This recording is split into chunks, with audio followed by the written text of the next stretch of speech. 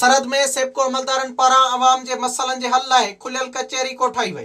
XEN इरशाद Baloch, SDO Zulfikar Sheikh ऐं ॿियनि आला अमलदारनि तरफ़ां अवाम जा मसला ॿुधा विया। उन मौके ते सेबको अमलदारनि जो चवणु हो त खुलियल कचहरीअ जो मक़सद अवाम खे बिजली इस्तेमाल करण बाबति ॼाण ॾियणु आहे। इन खुली कचहरी जो मक़सदु इहो आहे त माण्हुनि सां जेके प्रॉब्लम आहिनि उन्हनि जा मसला हल कया वञनि ऐं जेके डायरेक्ट बिल था, जेके डायरेक्ट कनेक्शन हलनि था, उन्हनि जे ख़िलाफ़ कार्रवाई कई वञे।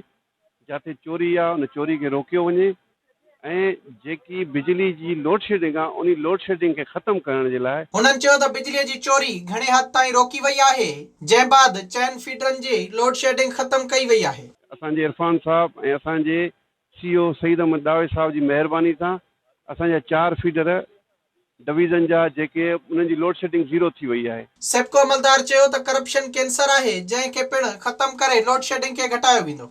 विज़िट कयो अवामी आवाज़ मीडिया ग्रुप जी वेबसाइट awamiawaz.pk